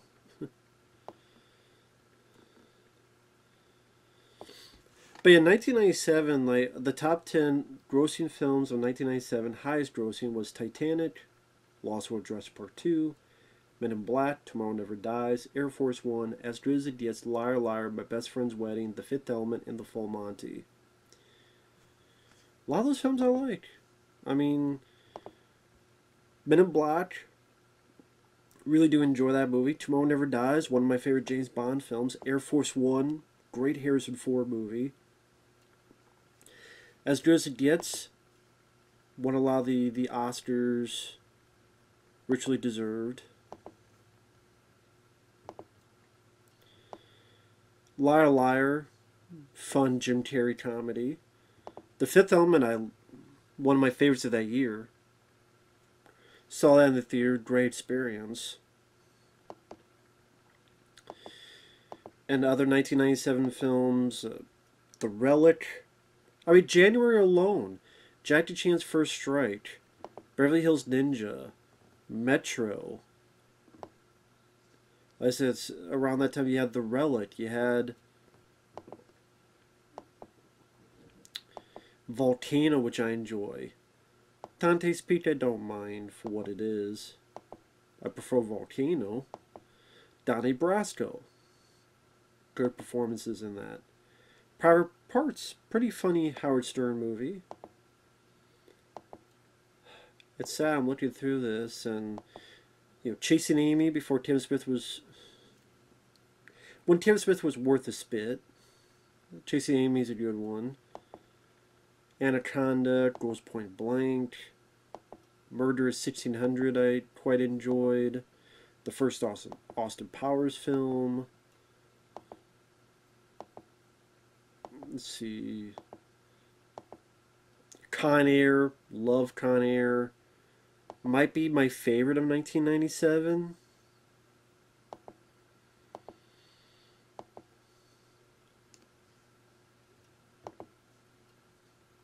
Contact is a good one. Nothing to Lose. Money Talks. Conspiracy Theory.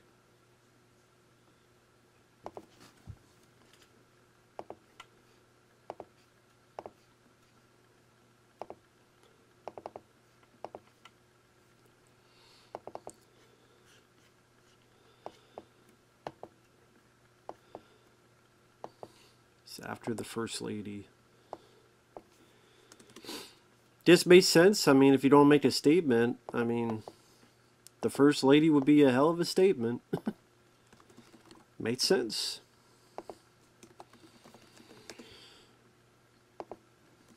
So that's definitely something that made Richard Gere's character essential, figuring that out.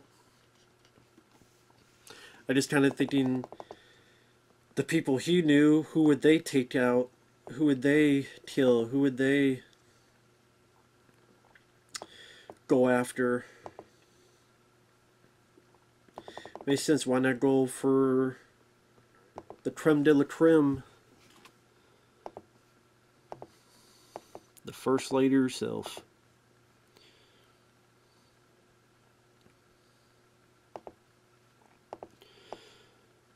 Again, sorry, I just wanted to check on some things.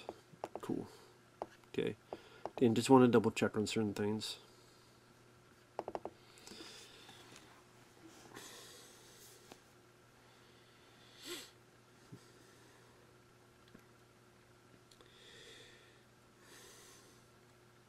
See, that's the problem with this type of movie, though, is that when you have a movie that's all about build-up, because that's what it is.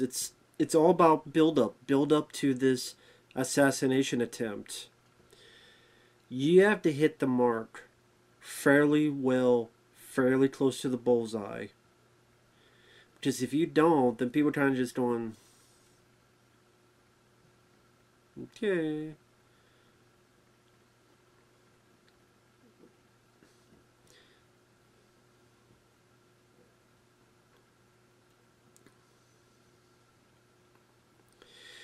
So far, like, you've had 3 moments. The little bit I'm on the boats, Jack Black being killed, the bit with the Russian lady getting, the character getting killed, and J.T. Simmons didn't kill that whole bit.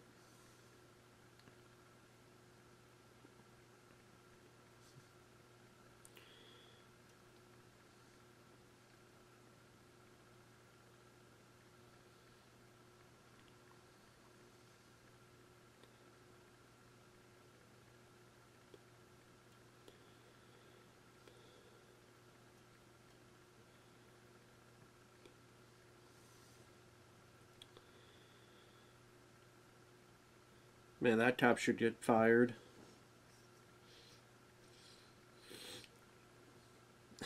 Imagine that cop later on TV. They let all the info out. He's like, what the fuck? I knew that guy. I saw that guy. That's the same minivan. Shh, don't tell anybody. Don't tell anybody. We didn't see it. We didn't see a damn thing.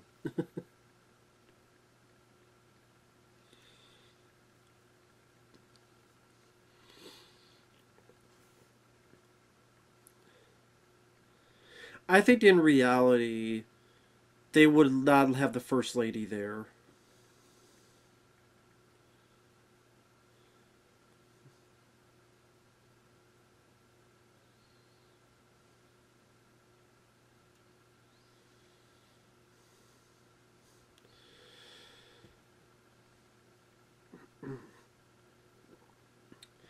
Now, of course, I mean, number one, if they at all, Simmons thought that the First Lady was in trouble, they would not let her on the podium, no matter what.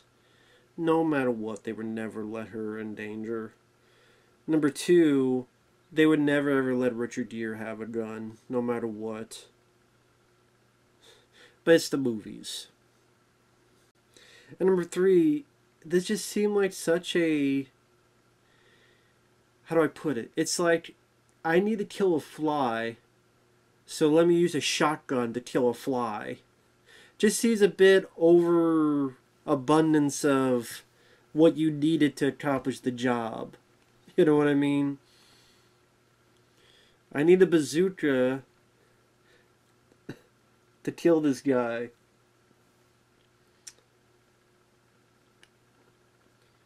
I need a grenade to destroy an anthill.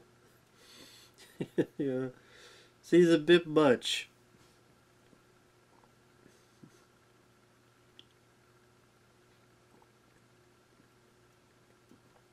But it's a fun looking gun, I'll say that. But it's like, do you need this massive gun behind the fucking... I guess they felt that that would bring more of a sense of danger. This massive gun that not only could it hit her, it could hit the whole crowd of people.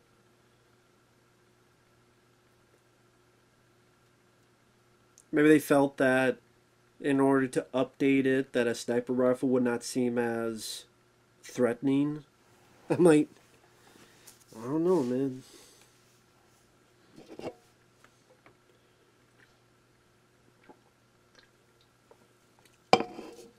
Sally seems pretty effective in other situations that has happened in years after this.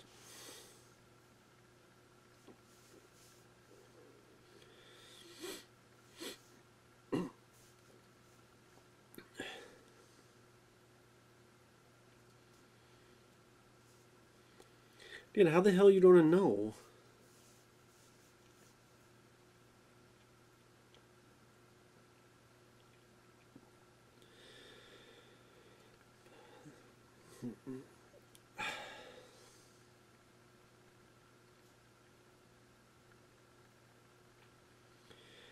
Of course, if a gun fires that much, you should just not worry about accuracy. You just go.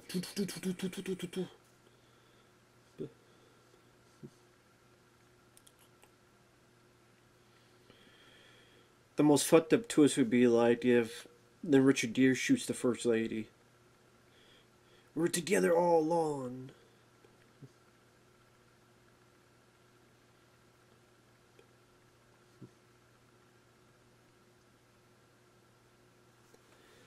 Okay, you have the plans to get out, but where's the gun itself?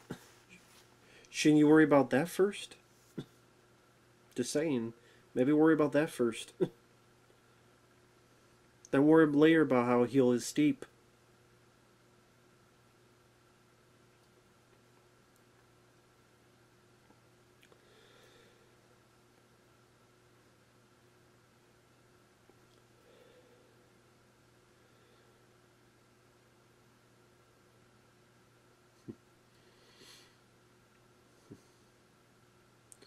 Of course, he's gotta take his time because we gotta set up the suspense of this.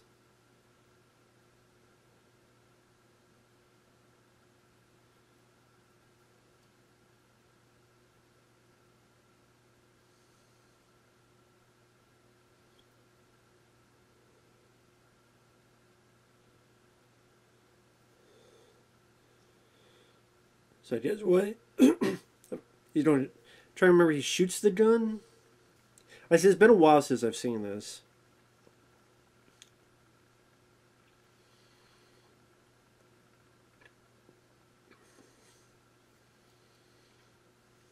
Nice shot. Don't have much accuracy. Just open fire on the damn thing. Shoot as much of the gun as possible. Just show open fire.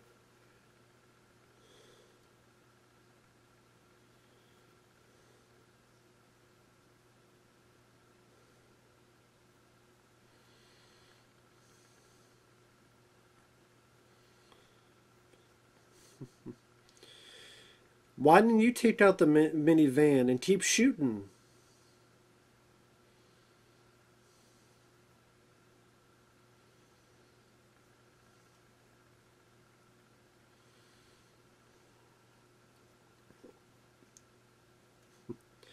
See, if it was a sniper rifle, you couldn't have all this shit going on, so... At least it's a fun piece of business. It's exciting. It's overkill. It's exciting.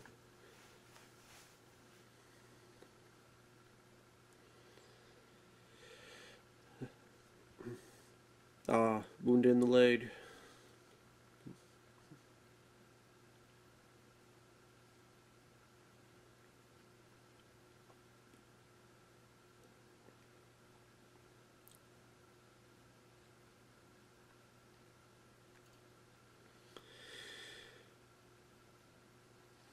So now we're going into the confrontation between Gere and Willis. Subway. Hopefully Jared's not in there.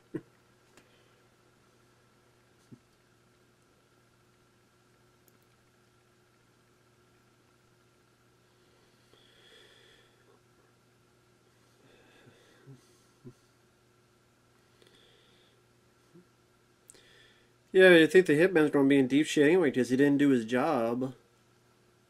So, I just... Now, and there'll be a lot more extra security on the First Lady, so... Either they don't want their money back, or they don't be hunting his ass.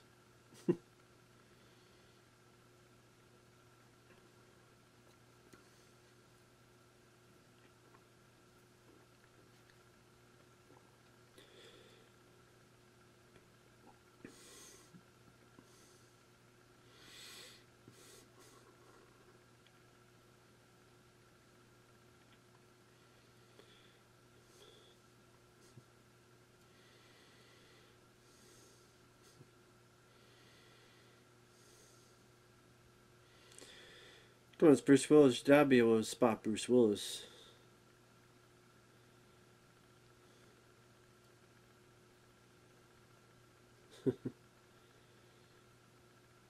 Okay, you're a bit too far away. So now we have the second sort of slow turn to look at deer scene and deer staring. You have the second moment.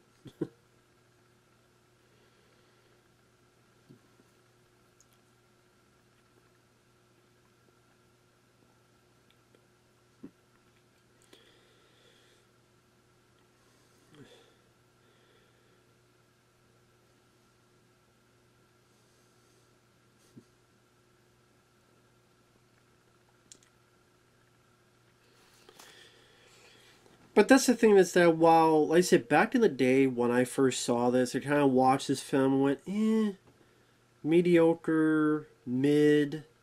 I still kind of feel that way, but it's just, that's where we are in the state of the world today. A film that, again, I would call mediocre, still kind of is, looks so much better than a film today in terms of the way it's filmed, the way it's lit, the way it looks, the actors involved, all the stuff it doesn't have, PC stuff, bullshit political stuff, as in, Justice Warriors, social justice warrior stuff, gargantuan amounts of CGI or fake filters. That's what I mean by the way films look.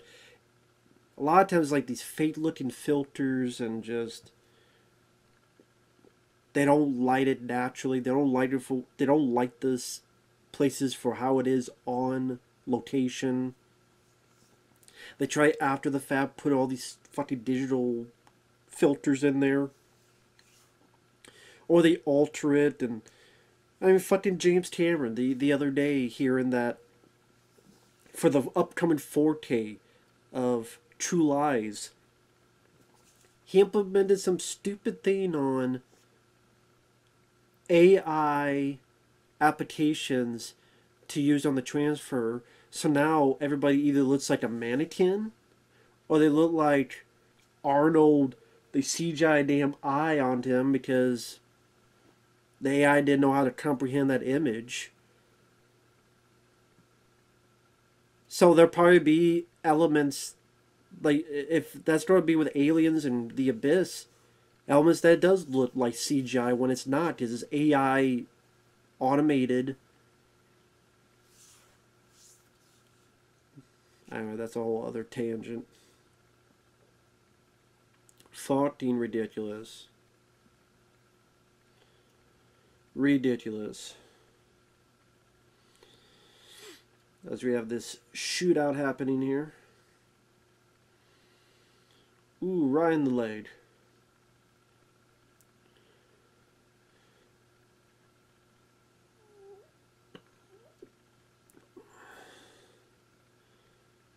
Wouldn't it have been better to go the other way to that wall? Obviously, there's effects worked in here that I can actually go put Richard Gere in between two trains. Two twains. I was going to say, what if he went to the wall? Wouldn't that be safer? But I guess being in the middle is much more dramatic and much more dangerous for our character. So, it seems to be in much more dire straits. I didn't even mention that, but look at that. Blood squibs. Which, we're at a day and an age where I've had multiple people ask me, what's a squib? And I'm not... a lot of times, like, oh my god, really? It's not me getting mad at the person. It's me getting mad at the situation that nowadays people don't know what a squib is because they're used so little nowadays.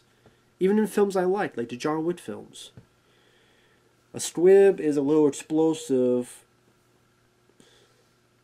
Well, I say explosive, but it's a little thing you put on and you hook it to someone, and when you hit the button, you have this little... and you put like red and food coloring and all of this stuff, it looked like a bullet hit. So you hit the sequence, it'll be like, you have 3 buttons, pop, pop, pop. It may look like you got hit 3 times. Pew, pew, pew. And you gotta make sure that it comes out of the clothing the person wears, and Obviously, it's done the right way, so it doesn't just blow inward and hurt the person. So, it takes effort, time, safety. If it screws up, then you have to change the wardrobe of the actor or actress. And that's why people, I think, don't do it nowadays, because to them it's too much work, too much time. I'm sitting there going, time and effort is what is needed. When you keep cutting corners upon corners upon corners, it affects the whole fucking thing, man. It truly does. And then we're in the state of affairs we are today, like this year. And again, there's films this year I enjoy. I enjoyed Extraction. You know, I liked Extraction 2, Thanksgiving, this film called Sick, Super Mario Brothers, but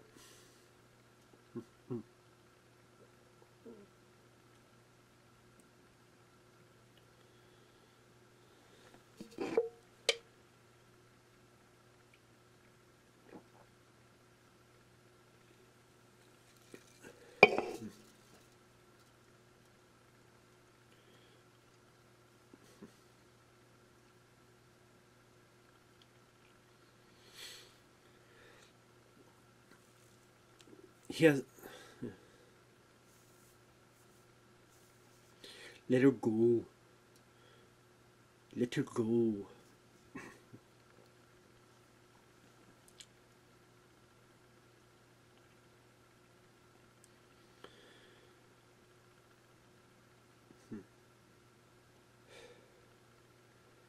See, even this scene here, like, you don't see them in the same frame. It's Richard Gere, Bruce Willis. Richard Gere, Bruce Willis.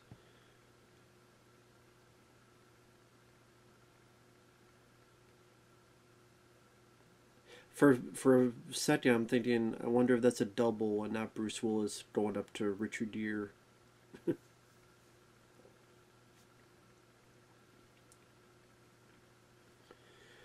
Because there always could be doubles utilized.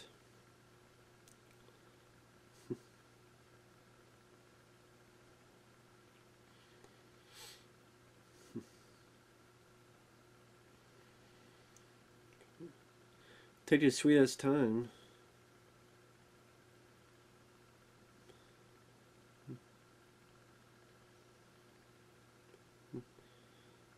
Ah, there we go. Ooh, Ryan.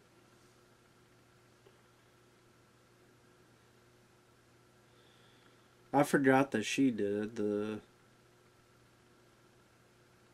Just makes sense. You shot me, you killed my baby. It just, in a way, makes sense. So that's who we called. I was wondering, I saw Richard Gere on the phone. I forgot that. Richard Gere on the phone, that's why. But always have a backup plan.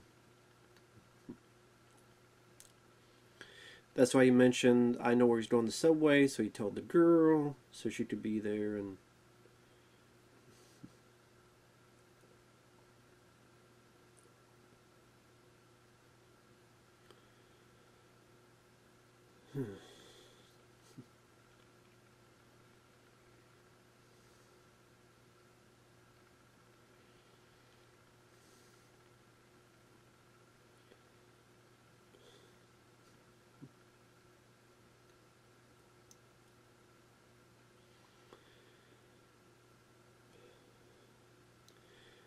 Yeah, Richard Gere shoot him now. I'm sure it's like, come on, I gotta be able to shoot him, too.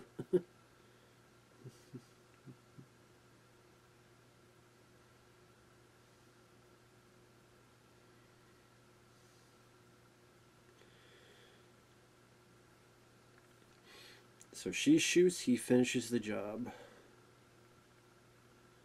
Hey, you gotta do those double taps. Sometimes triple, sometimes quadruple taps. You always gotta do that just to make sure.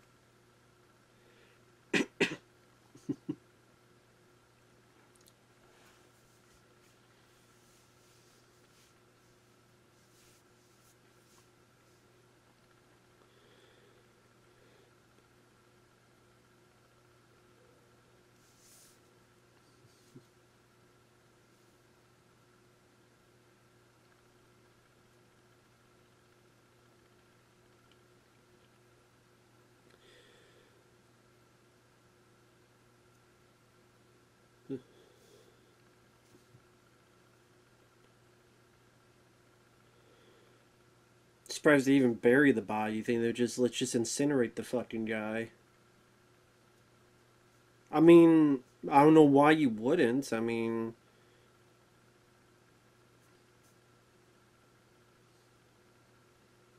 you don't take all the time to have people bury it and take a burial spot to someone who deserves that burial spot more. Waste of space.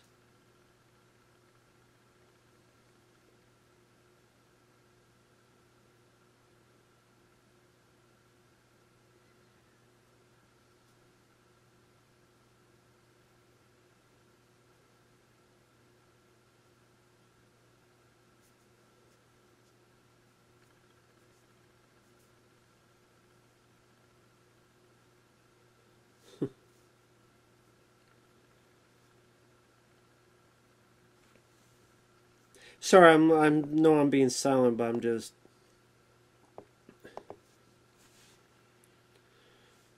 enjoying the two actors here. Mainly Sidney Poitier, just this being his final film role.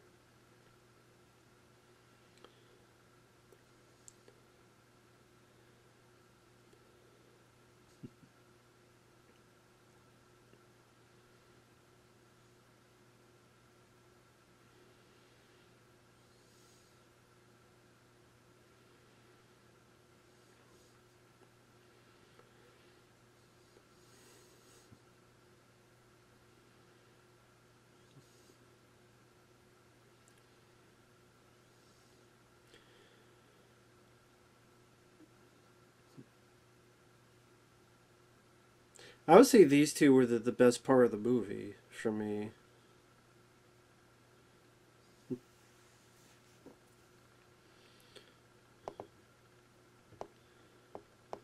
that's for me, like, the action scenes are not mesmerizing. They're not incredibly memorable. They're, okay, satisfying, I guess, for the little bits here and there that there are. Matilda May, is that the same Matilda May? Holy shit, is that... Just wait, is that the same Matilda May I'm thinking of? From Life Force.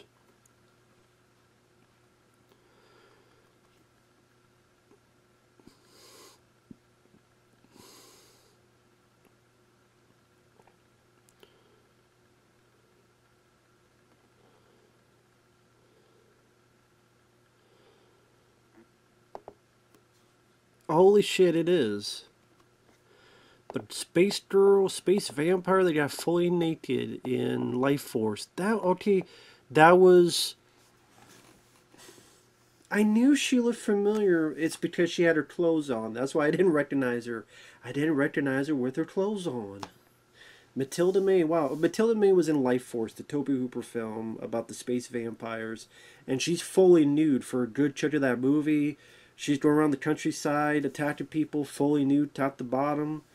And again, because she played Richard Gere's former girlfriend who shot Bruce Willis in the neck at the end there. I'm like, no wonder she looked familiar. Again, she had her damn clothes on. I didn't recognize her because of that. So that's pretty cool, though. I didn't put two and two together. Learn something new every day. I don't know if I ever knew that. But with that said, thanks for watching. At the end of the day, the movie's okay. It's alright for what it is. There's a lot, and I mean a lot worse in terms of movies.